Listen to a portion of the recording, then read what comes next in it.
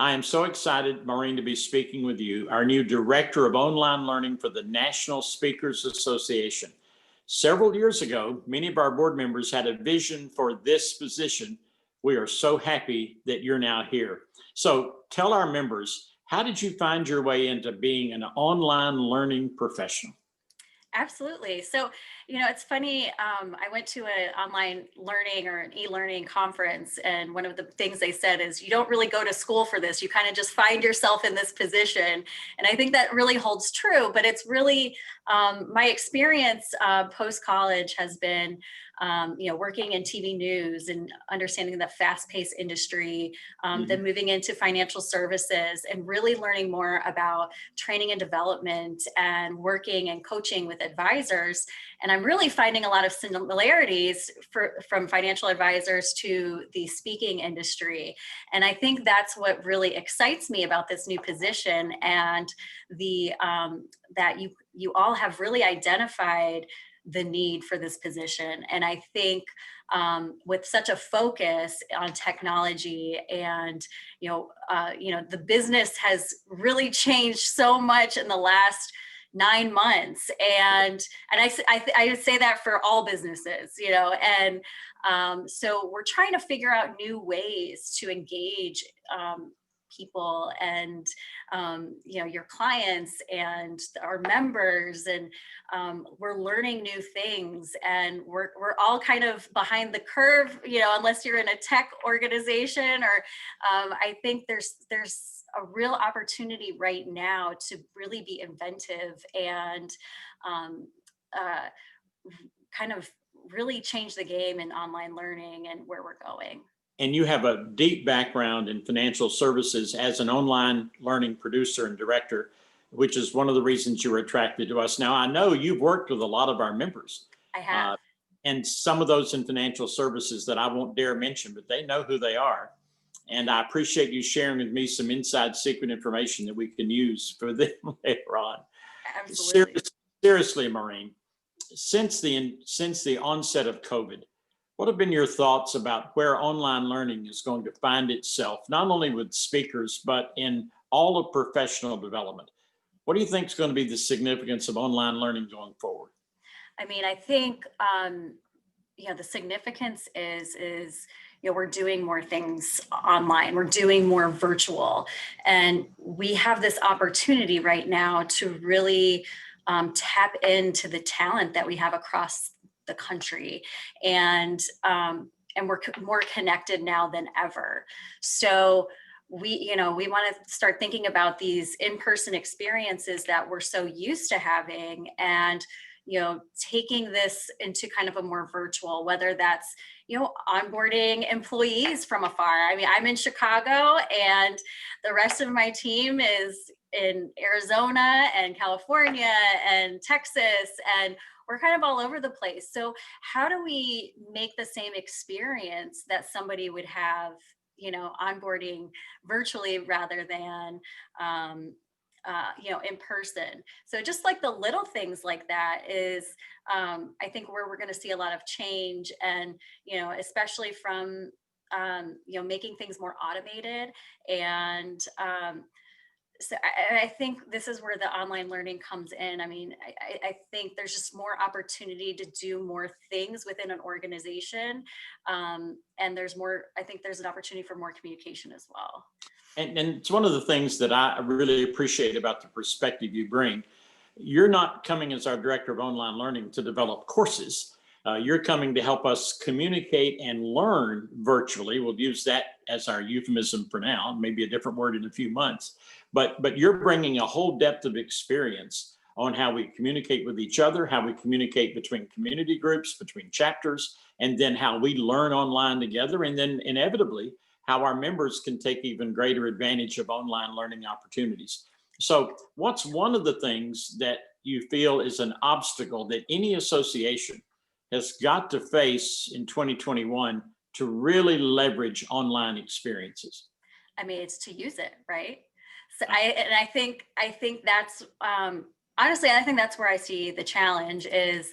I think sometimes we forget about this. I think sometimes we forget that we have resources at our fingertips, And so it's just kind of getting in that habit of, oh, let me see if this is online, or let me see, how are other people utilizing it? I think, one of my first go-to, if I'm not understanding something, or I go to LinkedIn Learning. I pay for my own subscription to LinkedIn Learning, because I'm like, well, I want to know, to get a job. I want to know how to answer these questions, and there are courses for that. And I think the same can be applied to what we're doing right now, but it's just getting people kind of in that habit of utilizing it and seeing the value. I mean, the value's there, but it's just getting people to talk about it. And I think when you implement really cool things and you make it user friendly and intuitive, that's when we're going to start seeing more habit. This is pretty easy, and I can find things really well. Because if you don't make it easy for the user, they're not going to use it. So I think that will be it. Yes, and one of the things we've been working on that we're very excited about is the NSA Vault, the largest curated collection in the world of training material, professional development material for speakers and coaches and consultants and authors and trainers. And we've got the material, and I really am thrilled that your perspective is you're going to help us take that material and find a way to disseminate it and make it much easier. When you think about someone who's brand new to speaking, let's say they're 35 years old and they're making a shift and now they're going into speaking or training, how important do you think it will be for us as an association, for someone that age, between 30 and 40, to have full access to all of our resources online?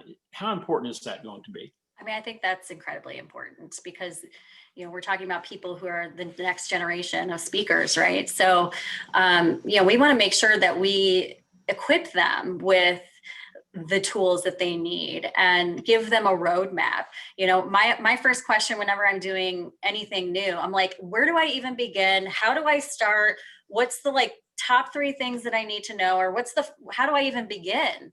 And I think a lot of people have that starting anything, is where do I begin? And I think if you lay things out in a way that it makes it easy, people will you start going through the courses and getting the value from that. How do you think the COVID experience has accelerated the pace of virtual programs, virtual presentations, virtual learning? How has it impacted that? I mean, I think instantaneous, because in my old job, one day we were having conference calls via phone and nobody was using video. And then the next day, if you're not using a video, then you're the weird person on the call, right? Mm-hmm. So I think, and I can only speak for financial services. I mean, it was such a, kind of, in my opinion, it was kind of like a wake up call to some organizations, because, they're not set up for virtual, right? So we all had to learn so quickly, those of us who weren't virtual, how to work virtual. You had to, I just remember that first week that I was home was just exhausting, because you're trying to figure things out. You're trying, how do you make this work into your life? And I don't think that's going away anytime soon. I think it's just going to get more, I think we're going to see technology playing even a bigger role now. And I mean, just the way that people are doing webinars now, I mean, I'm like watching a TV show. So, it's kind of cool. So, one of the things I think is going to impact us, Igor Levin is a world-class classical pianist whom you may have heard of from Germany. And it's often been commented, and he's only 33 years old, and CBS did an interview with him, and they commented on the fact that he literally envelops the piano when he plays. It's as though it becomes part of him physically. And he was selling out every concert hall he was in. And suddenly, last March, it all stopped. And he commented that I can't do live stream. I can't do online because I interact with the audience. That's where my energy comes from. What we've been saying as speakers for about 9 months. However, last spring, late spring, early summer, he decided I must do this. So he literally bought a cheap tripod and put his phone on it and his piano in his apartment. To his amazement, and I think to the amazement of the classical music world, he had one concert with over 300,000 people viewing it from his apartment. And now he's been doing many concerts every night. And he's expressing himself now that I'll be back in the concert hall, but this has exploded in new creativity. What are your thoughts about the new creativity that's coming out of all of this that's going to impact us as speakers? I think about that every day, and that is what I'm most excited for. We keep talking about, the bad things that happened in 2020, and 2020 was a rough year, and everyone can say that. But on the flip side, as we see, businesses struggling, I think what we're going to see coming out of this is the innovation that comes out of this, and what I'm excited to see what companies come out of this. I'm excited to see what, how video conferencing is going to change. Even so, that excites me, and I'm really excited to work with other people who are excited about these things, because I think this is where we have an opportunity to really be the leaders in this innovation. And I think that's the one good thing that came of COVID, is I think it forced everybody to make that technology jump, because we were all forced to utilize technology in a way that a lot of us have not used before. So it's really kind of opening up, and, to your point, like, the creativity that's coming out of this is like my favorite, and so, yeah. So Maureen, you had a lot of opportunities. Why NSA? Why did you choose us? I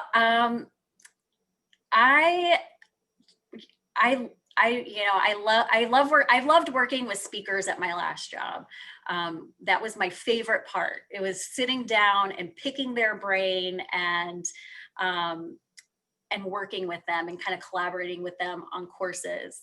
And when this opportunity came up, the recruiter was like, you're going to be working with speakers, and do you want to do that? And I'm like, yeah, I love working with speakers. And, and I think the mission, and I think the values of NSA is right along with my values. And I think working with people who are so influential is inspiring to me. And I think it's a real opportunity. And I think the fact that the organization really sees the future and the future members, and that really is exciting. So it's exciting to see all the investment, and the just the way everybody has been fantastic. Now, you're bound to have some hobby or interest outside of something that's online. Give us a little insight to Maureen. What do you do for fun other than this? Well, actually, I haven't done it in a while, but I actually am in the comedy scene in Chicago. I do improv comedy. I've done it all over the United States. And I have an improv group that we used to perform with regularly, but we only did one show in 2020. And actually, that's one thing that has kind of excited me, is they started doing Zoom improv. And you can find that online. It's so much fun. That was kind of my life for a while, is going to comedy clubs and performing in front of audiences and just making things up. So. Well, as you already know, we have a lot of improv comedy stars as part of NSA, and then a lot of humorists. So you're going to find yourself right at home, Maureen. The first time we can meet together, hopefully it influences. And we'll be expecting to see you perform as part of that. You have to. In fact, you may even qualify to be. Maybe actually, I'm trying to convince a lot of my comedy friends. I'm like, you need to be members. You guys would love this. It's funny. A friend of mine, he does stand-up comedy here. And when COVID hit, he quit his job to do that full time. And he's made the most money he has, you know, in this whole time doing comedy in the last month. So it was, and that's why I'm like, oh, I'm like excited to see that. Anyways. So thank you for being vulnerable and sharing that with us. Final question. What can our members expect in your first 6 months with us?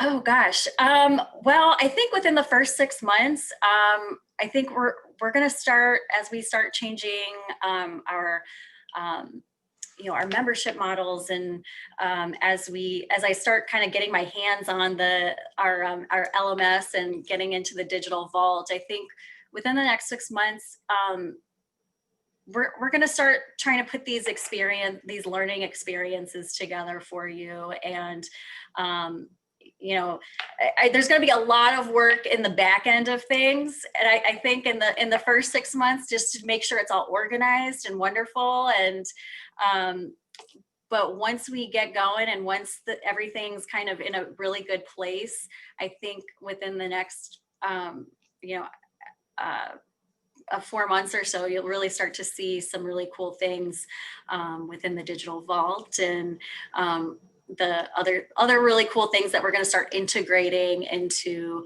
the LMS and the member experience. So, Maureen, we have a common expression we often use when someone comes to NSA for the first time and they realize there are people who do what they do. So I want to end our conversation together by saying, Maureen Mahoney, welcome home. Thank you so much, Barry. It's good to be home.